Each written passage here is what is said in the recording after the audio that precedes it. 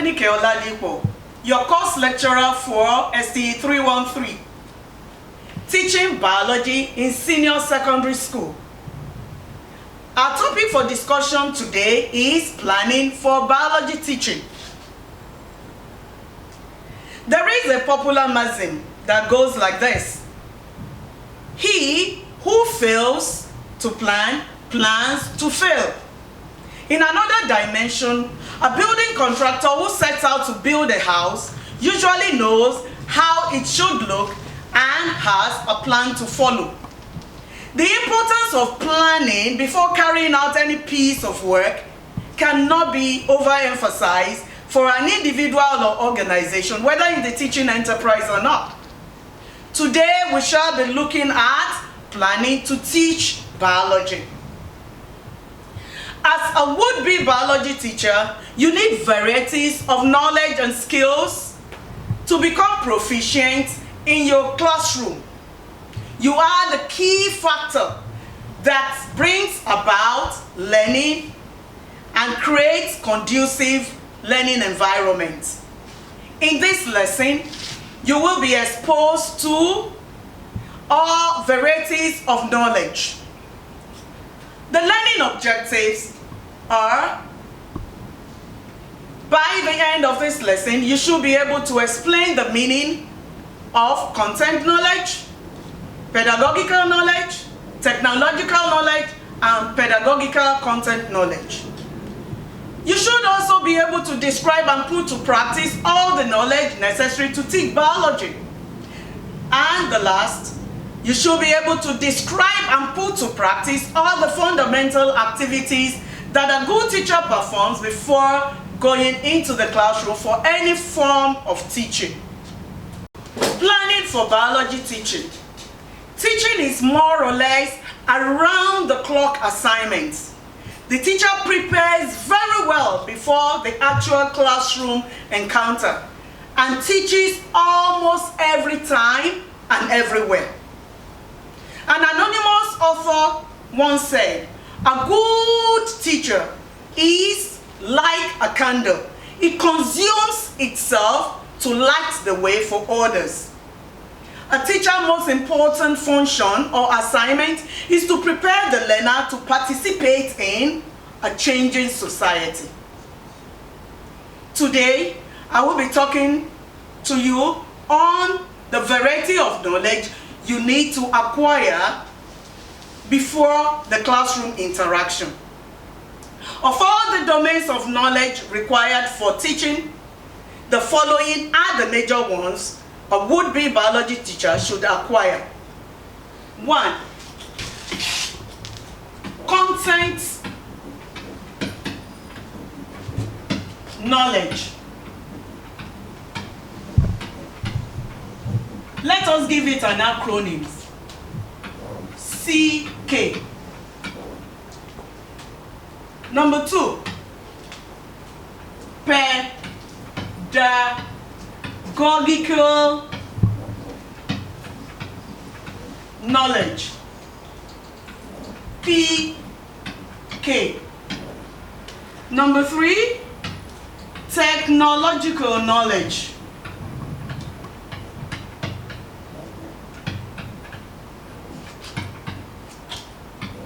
TK. There is a fusion of the first and the second one, which gives us pedagogical content knowledge. PCK.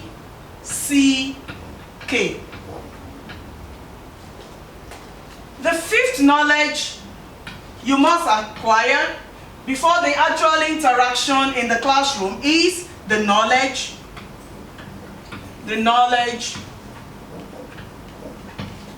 of the learner.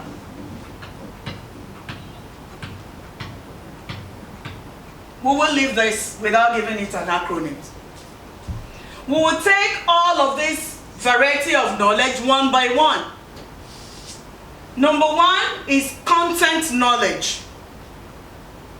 content knowledge. Content knowledge refers to the body of information that teachers teach and that students are expected to learn in a given subject or content area.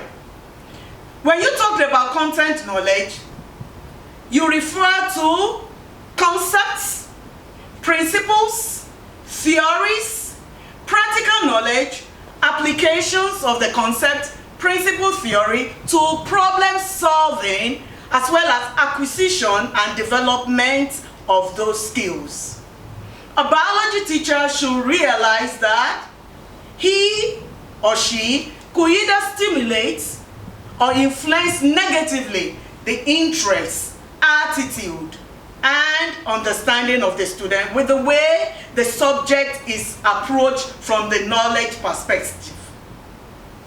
It is therefore very necessary that the biology teacher teaches the biology content masterfully for the overall attainment of the goals of teaching biology in senior secondary school. Content knowledge. Now we should move on to pedagogical knowledge. Pedagogical knowledge entails the biology teacher having deep knowledge about the processes and practices or methods of teaching and learning. PK includes knowledge about techniques or methods or strategies that are involved in teaching a particular concept in the classroom. PK, simply put, is the knowledge of how to teach. The knowledge of how to teach. Now, we'll move on to technological knowledge. Technological knowledge. According to Coher 2011, TK is knowledge about standard technologies, skills, such as book, chalk, and chalkboard, as well as more advanced technologies such as the internet and digital videos. A 21st century biology teacher must be able to combine the knowledge of technology, that is TK, with CK, content knowledge, and PK, which is pedagogical knowledge, in order to foster conceptual understanding in the classroom. Now we'll move on to pedagogical content knowledge. Pedagogical content knowledge. When we say pedagogical content knowledge, it's a fusion of pedagogical, the knowledge of how to teach, and the knowledge of the subject matter. So that brings us to pedagogical content knowledge. According to Shulman, it refers to the knowledge of how to teach different concepts to different learners in different contexts. How to teach, that is the methods, the strategies, the techniques of teaching the concept, the theories, the principles in different contexts, in different environments. That is what pedagogical content knowledge refers to. Then we'll move on to the knowledge of the learner. Knowledge of the learner. A good teacher should know his students individually and as learners in a group. You know your students as an individual and you know him as part of a group in the classroom. Each learner is an individual and differs from another learner in many ways. One of the ways, or some of the ways, are biological makeup, environmental location, socio-economic background, the culture, and custom. All of these are knowledge that the teacher should put to place when he comes to class.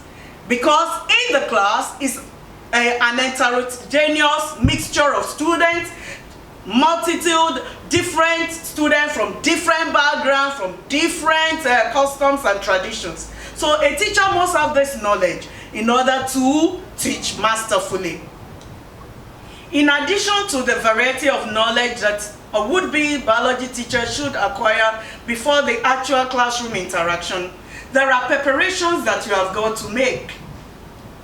According to Adenike 2007, academic preparation, material preparation, and curricular preparation are the fundamental activities that a good teacher performs before going into the classroom for any form of teaching.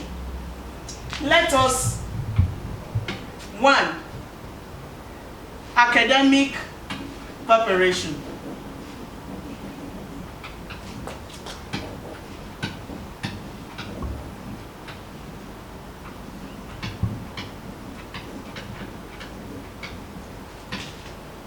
Two, material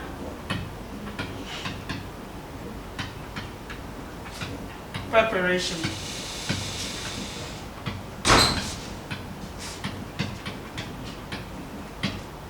3, curricular preparation.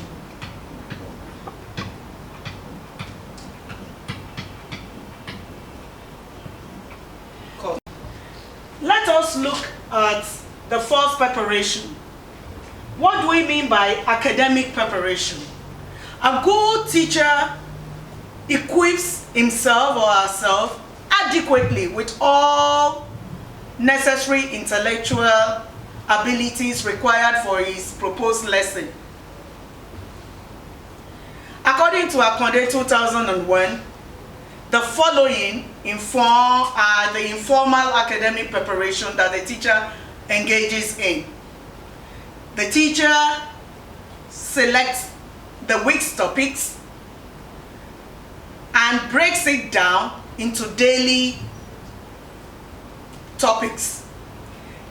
He goes on to do data collection on the topic and begins skimming, gathering all information about the topic. He visits the library, sometimes might go on the internet. He makes decisions on the right method, the right strategy or technique that are needful for the teaching of the topic. Academic preparation goes beyond library research. A teacher could involve a resource person in a relevant subject area. You may consult a resource person for additional information on the particular topic that you are about to teach. A good teacher puts all of these together and prepares for the classroom interaction. The next one is material preparation. Material preparation involves careful collection of relevant, valid, illustrative, visual, and all audiovisual teaching and learning material for the proposed lesson. Some of these things that you may get for material preparation could involve the real objects for the class, real objects. You may get slides. You may prepare charts. You may bring to class pictures. You may also introduce the use of technical instruments, technical mechanical instruments. All of these preparations that you do come under material preparation. The next preparation is curricular preparation. This is a formal preparation that the teacher is expected to show documentation. Academic preparation, material preparation, the teacher does this informal preparation without necessarily doing any formal documentation. But when you begin to do your curricular preparation, you must show, you must have a proof of engaging in that preparation. And that entails you writing a lesson plan.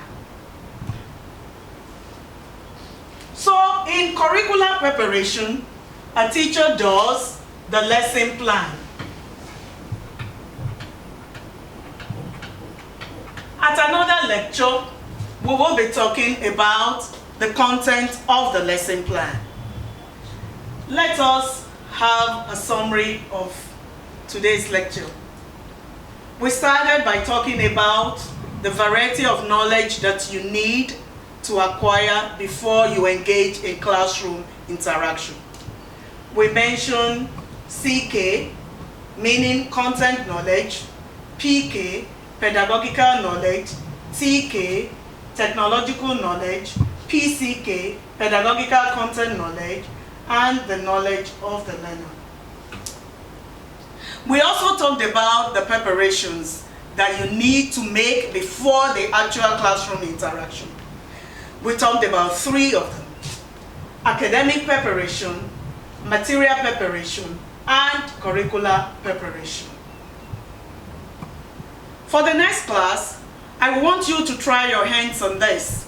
Read up all the elements of lesson plan. Thank you very much for your attention.